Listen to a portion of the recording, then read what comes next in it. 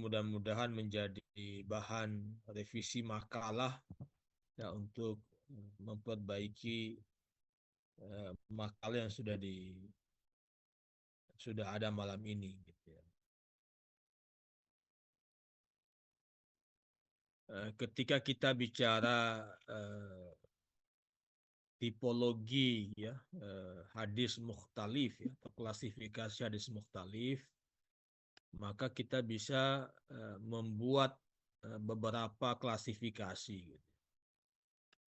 Yang pertama ya, ada hadis mukhtalif ya, mukhtalifnya hanya dalam lafal tetapi tidak dalam makna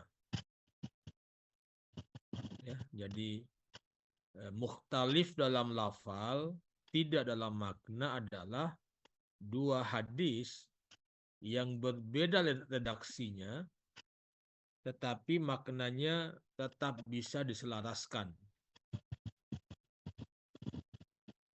ya. Jadi secara lafal dia berbeda tapi secara makna tidak ya. Kita bisa memberikan contoh, ada hadis Nabi di Sahih Bukhari misalnya hadis ke 6227 gitu ya. Ada pernyataan Rasulullah, sesungguhnya Allah menciptakan Adam dalam bentuknya. Inna Allaha khalaqa Adam fi suratihi. Ya, kemudian ada hadis yang lain yang menyatakan bahwa sesungguhnya Allah menciptakan Adam setinggi 60 hasta. Jadi ini secara lafal berbeda. Lafal pertama Allah menciptakan Adam dalam bentuknya. Lafal kedua menjelaskan cirinya. Ciri penciptaan Adam itu yang punya tinggi 60 hasta. Jadi dua hadis ini ya bisa diselaraskan gitu ya. Ya, jadi hadis pertama berbicara tentang bentuk ya. Jadi bukan berarti bahwa Allah menyerupai manusia, tapi bermakna keutamaan bentuk Adam. Jadi ini kan dalam bentuk fi suratihi ya, hi-nya itu kembali ke Allah gitu ya. Jadi makanya itu yang kemudian menjadi paradigma dalam dunia tasawuf ya. Kalau kita keluar dari topik kita ini, dalam perspektif tasawuf ya, manusia itu kan digambarkan sebagai bayang-bayang Tuhan atau cerminan Tuhan ya. Karena hadis ini bahwa Allah itu sesungguhnya Allah menciptakan Adam dalam bentuknya fi suratihi. Jadi surat itu dalam bentuk, artinya dalam perspektif tasawuf ya, manusia itu merupakan tajalli ya. Bahasa tajalli itu dalam pengertian limpahan ya. Jadi kalau teman-teman pernah membaca buku-buku tasawuf ya, sekali lagi kita keluar dari topik kita, manusia itu kan puncak penciptaan Allah ya. Dan ketika Allah menciptakan makhluk-makhluk lain, Allah belum bisa melihat dirinya ya. Jadi Allah masih ingin kembali menciptakan makhluk lain yang di makhluk itu kemudian dia bisa melihat dirinya ya. Maka itu kemudian menjadi cikal bakal penciptaan manusia ya. Dan manusia pada akhirnya kan digunakan sebagai gambaran ideal dari Tuhan. Ya, bahkan kadangkala ya misalnya ya meskipun nanti kita akan kembali pada kajian teologi bahwa Tuhan itu mukhalifatul fil hawadis gitu ya. Tuhan itu laisa kamitslihi syai'un gitu ya. Tapi gambaran Tuhan untuk mengakrabkan Tuhan dengan makhluknya, dengan manusia khususnya, ya dia gambarkan bahwa Allah punya wajah, ya Allah punya tangan, ya Allah melihat, ya Allah mendengar, gitu ya. Ya manusia juga punya potensi itu, ya manusia punya wajah, ya manusia punya tangan, gitu ya. Kan di Quran kan ada ayat seperti itu kan, yadullah fauqa aidihim kan, tangan Allah di atas tangan kalian kan. Sehingga ayat-ayat seperti ini muncul dalam kajian teologi itu ya muncul paham mutajassimah ya. Paham yang menjisimkan Tuhan bahwa Allah punya jisim, punya fisik gitu ya. Ya karena ya ada informasi itu di Quran gitu. Ya padahal dalam pemahaman teologi yang tidak ingin menyamakan Tuhan dengan manusia, ketika Allah menjelaskan identitas dirinya dengan fisikal, itu hanya menjadi cara Tuhan untuk memperkenalkan dirinya. Ya, karena ya kita kan hanya bisa mengenal sesuatu kalau digambarkan fisikalnya kan. Ya, tapi apapun gambaran tentang Tuhan yang dilukiskan oleh Quran, ya nanti kita akan kembali pada ayat itu ya, subhana rabbika rabbil izzati amma yasifun kan. Maha suci Allah dari segala apa yang kita sifatkan gitu ya. Jadi kalau misalnya di Quran itu ada sifat-sifat Tuhan, dia maha kasih, ya dia maha mendengar, dia maha melihat gitu ya. Tapi jangan kita membayangkan mendengar, melihatnya Tuhan sama dengan penglihatan kita. Jadi itu saya kira yang pertama, meskipun ini uraian yang keluar ya. Jadi itu yang pertama ya. Jadi hadis mukhtalif yang berbeda lafalnya tetapi tidak berbeda maknanya.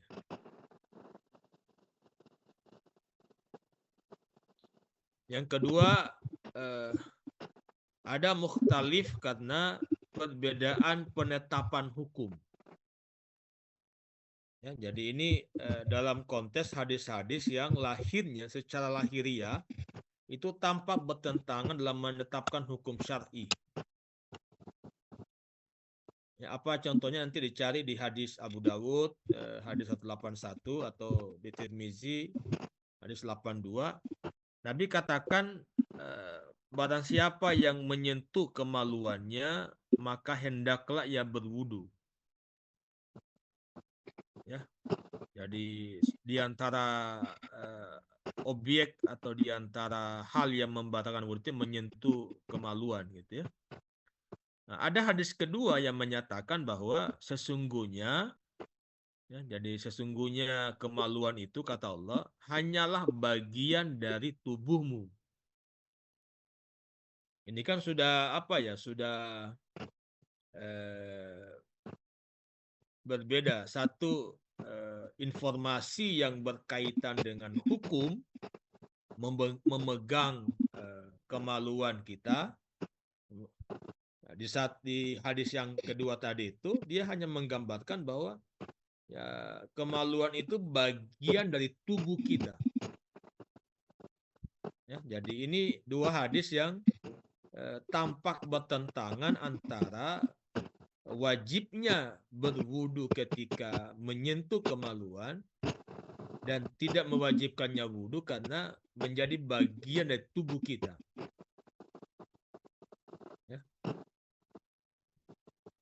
Ya, bagaimana cara mengkompromikan hadis ini? Ya, hadis pertama itu barang siapa yang menyentuh kemaluannya maka dia wajib wudhu ya, itu jika menyentuh dengan syahwat. Nah, jadi ya artinya dia sengaja menyentuhnya, kemudian sentuhannya itu dalam orientasi yang membangkitkan syahwat gitu ya. Ya, hadis kedua ya jika tanpa syahwat gitu. Nah, ini sama halnya dengan hukum menyentuh perempuan kan, oleh para ulama kemudian berbeda pendapat dalam menginterpretasikannya gitu. Imam Syafi'i yang ikhtiyat ya menyentuh secara lahiriah gitu. Ya, jadi semua sentuhan yang sifatnya fisikal pada wanita yang bukan mahram, pada laki-laki yang bukan mahram, maka membatalkan wudhu gitu. Ya, tapi Abu Hanifah lebih jauh memahaminya. Ya, menyentuh di situ bukan sentuhan kulit biasa. Ya, tapi sentuhan dua bekas hitan ya. Ya, karena penggunaan katanya sama ya, menggunakan kata lamasa atau lamastumun nisa. Ya, tapi Maryam alaihi salam ketika hamil itu menjadi fitnah. Kata Maryam apa? Kata Maryam, walam yamsasni bashar. Walam yamsasni bashar. Saya tidak ada manusia yang menyentuh saya gitu. Artinya menyentuh di sini tidak dalam konteks menyentuh biasa. Artinya Maria mengatakan lam yamsasni bashar, tidak ada manusia yang menggauli saya. Nah, jadi lamasa itu kita juga bisa dimaknai dengan menggauli. Jadi ini contoh dua hadis yang berbeda dalam penetapan hukumnya. Ya. Itu yang kedua ya. Yang ketiga, ada hadis mukhtalif karena perbedaan praktek Nabi. Jadi di antara penyebab mukhtalif kan karena Nabi sendiri ya yang mempraktekkan dengan cara yang berbeda. Ya, jadi ini khususnya pada hal-hal yang sifatnya ibadah, ya, ibadah yang praktikal.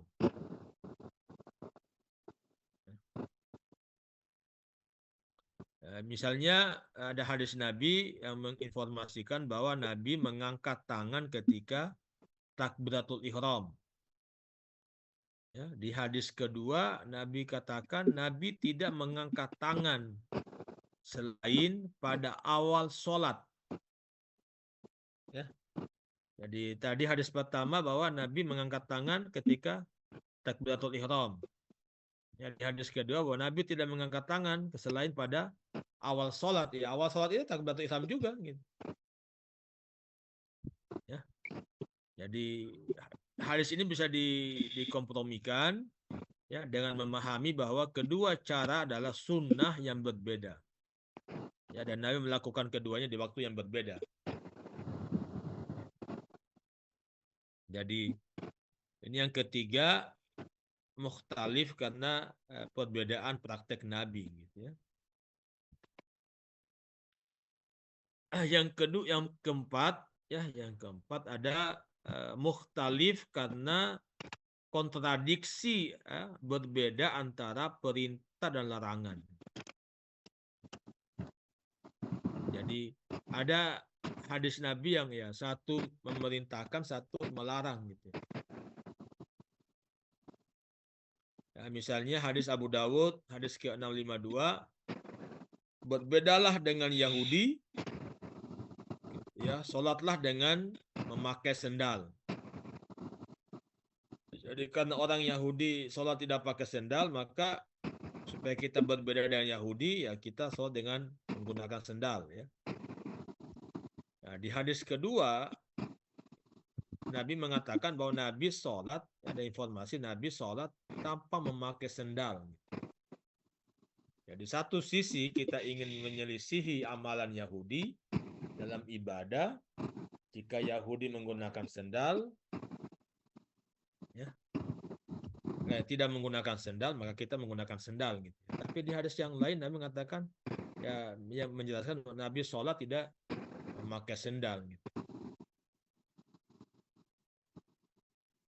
Nah, nanti dikompromikan saja bahwa misalnya Nabi menggunakan sendal mungkin pada tempat yang membutuhkan pakai sendal gitu ya. Apalagi kalau misalnya dalam fikih kan ada apa namanya, khuf ya, mashul khufain kan. Ada wudhu dengan hanya menyapu sepatu kan. Nah, menyapu sepatu ini ya ketika sholat tidak dilepas itu sepatunya. Ya, ya sama halnya misalnya ketika kita berangkat haji ya atau berangkat umroh ya kita sudah berwudu memang baru kita pakai sepatu misalnya ya di atas kan tayamum ya pesawat buat tayamum tidak ada air tidak cukup airnya tayamum ketika sholat tidak perlu kita membuka sepatu ya berarti kita saat itu sholat dengan menggunakan sepatu kan. Ya, tapi kalau misalnya Nabi sholat di masjid misalnya masa pakai sepatu gitu. Jadi dua hadis yang tampak bertentangan antara perintah larangan ini ya bisa dikompromikan gitu ya. Jadi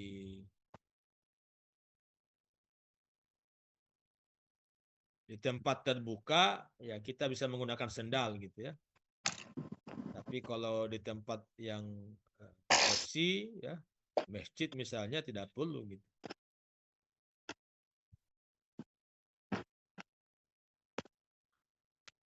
Yang kelima ada hadis mukhtalif ya karena perbedaan waktu ya munculnya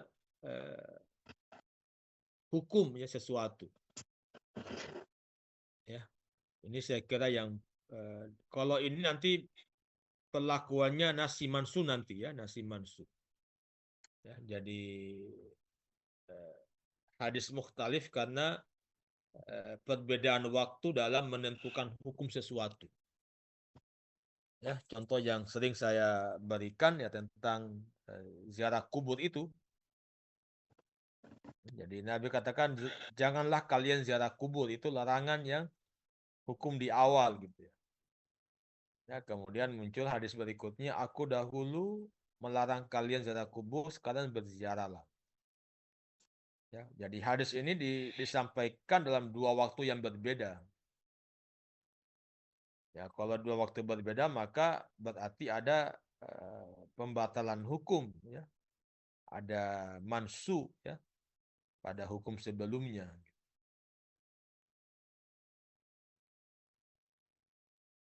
Di awal Nabi larang karena ya kekhawatiran ya umat Islam belum kuat akidahnya, belum kuat imannya sehingga dikhawatirkan terjadi kemusyrikan gitu ya. Di hadis kedua sudah kuat ya imannya maka ya dibolehkan ziarah kubur.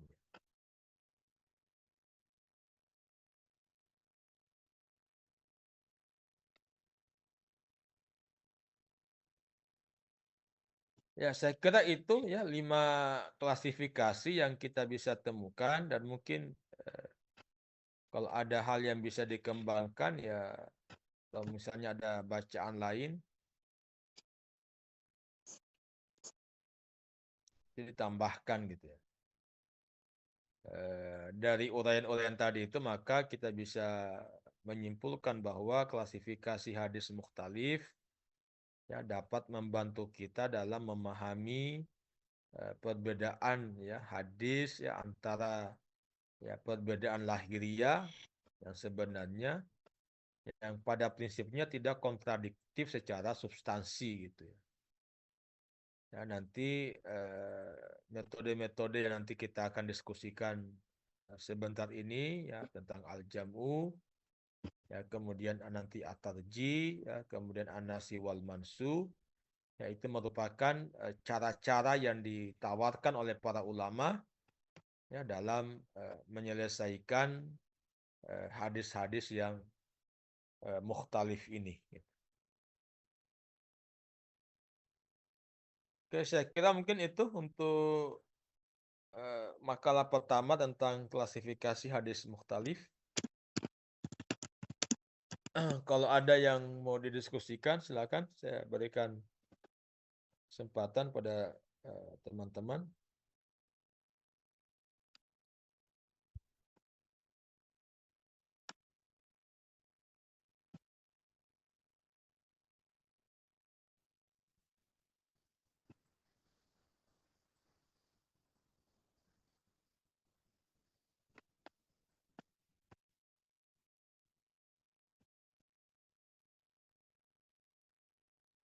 Silakan kalau ada.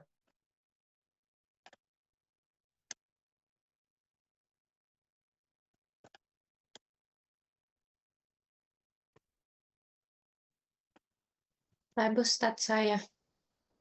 Ya, silakan. Ya, kan ini ada 5 klasifikasi hadis mukhtalif. Apakah ini nanti yang klasifikasi hadis mukhtalifnya ini nanti bisa dipakai metode penyelesaiannya seperti metode al-jam'u, nasih wah mansukh atau bagaimana, Ustadz? Ataukah Ya, sesuai dengan hadis-hadis yang adanya hadis-hadis mukhtalifnya? ini artinya yang tadi kita jelaskan tadi menunjukkan ya berbagai bentuk ya perbedaan atau mukhtalif itu ya. Saya tadi ada perbedaan, ada mukhtalif karena waktu ya, waktu munculnya hadis itu. Berarti kalau ada perbedaan waktu ya, yang memunculkan hadis itu dalam kandungan hukum yang berbeda, maka ya dalam konteks hukum ya kita bisa menyelesaikan dengan nasi mansu misalnya.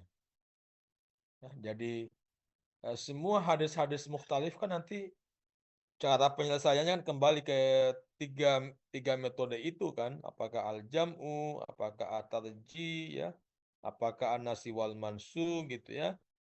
Nah, penggunaan 3 metode itu ya kembali kepada penggunanya gitu ya. Bisa diberikan satu pola bahwa ya kalau hadis mukhtalif klasifikasi ini mesti nasi mansu misalnya.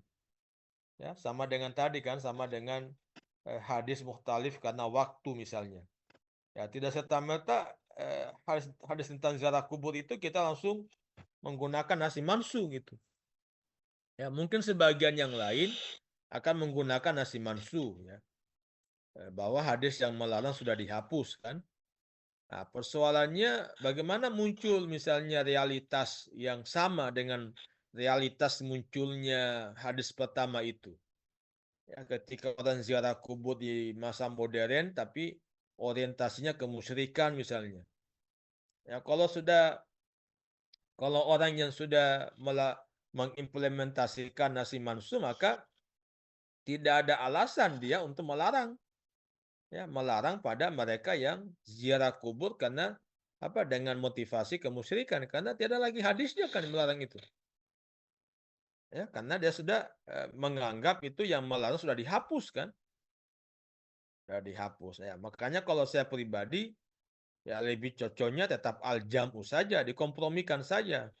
Ya, artinya dibolehkan kalau niatnya itu positif ya untuk tazkiratul maut misalnya untuk menimbulkan kesadaran akan kehidupan kita dunia ini ya tapi kalau misalnya orientasinya lebih pada orientasi yang buruk misalnya ya ziarah politik misalnya ya untuk mencari dukungan ya menziarahi tokoh-tokoh politik ya atau menziarahi karena kontes budaya yang kemudian budaya itu bertentangan dengan agama ya maka ya gunakan saja hadis yang melarang gitu ya ya karena sekali lagi kalau kita menggunakan nasi mansu maka ada implikasi bahwa hadis yang melarang itu sudah tidak lagi digunakan kan sudah dihapus ya sehingga kita tidak boleh lagi melarang orang untuk tidak ziarah kubur. Nah, sekali lagi, kita tidak boleh lagi melarang orang untuk tidak ziarah kubur, meskipun niatnya tidak benar. Ya, karena tidak lagi dasarnya kita untuk melarang kan. Nah, tapi kalau kita menggunakan al-jam'u, mengkompromikan, maka ya kita tetap masih bisa melarang kan. Karena kita menyadari bahwa pelarangan ziarah kubur itu karena ada konteks motivasi yang kurang bagus misalnya untuk melakukan kemusyrikan gitu. Ya, jadi semua klasifikasi yang kita jelaskan tadi itu akan diselesaikan dengan 3 metode ya, al-jam'u, at-tarji', an-nasi wal mansukh gitu ya. Tapi yang mana yang cocok itu kembali kepada istihad ya, bagi setiap pribadi orang yang ingin menyelesaikan hadis mukhtalif ya. Tidak ada pola secara baku bahwa kalau mukhtalif model ini mesti nasi mansukh. Kalau mukhtalif dengan model ini mesti al-jam'u. Ya, kalau mukhtalif dengan model ini mesti tarji gitu ya. Ya, Muhammadiyah kan sudah apa namanya? Sudah pakem itu ini ya. Sudah baku itu cara mereka menyelesaikannya. Semua tarji kan? Ya, semua tarji. Ya, Muhammadiyah tidak menggunakan al-jamu, tidak menggunakan nasi wal mansukh kan? Dia menggunakan tarji saja dia, satu saja metodenya. Ya, makanya ya lembaga fatwa mereka ya disebut dengan majelis tarji kan? Lembaga hukum yang mencoba mencari dalil-dalil yang mana yang paling kuat ya jika terjadi mukhtalif itu.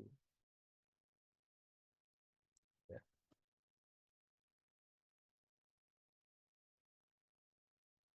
Mungkin itu ya.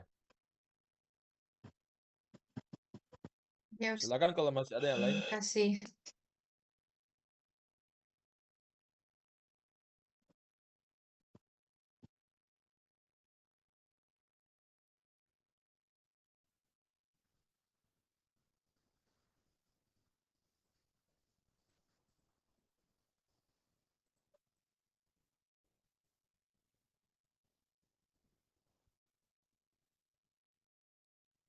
Masih ada? Kalau tidak ada kita persilakan Fatima untuk menyampaikan makalahnya tentang metode al-jam'u dan implementasinya.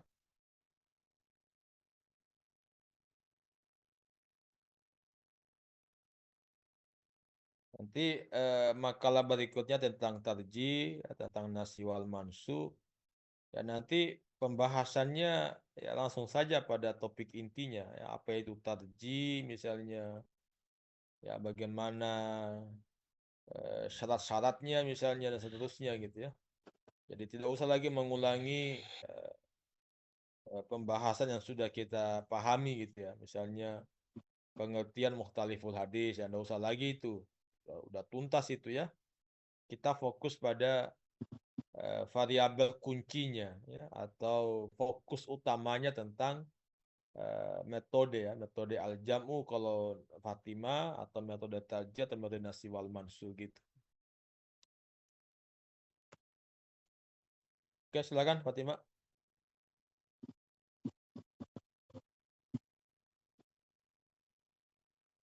Bismillahirrahmanirrahim. Baik, saya akan mempresentasikan makalah yang berjudul Metode Al-Jam'u, Teori dan Implementasi. Yaitu kedua hadis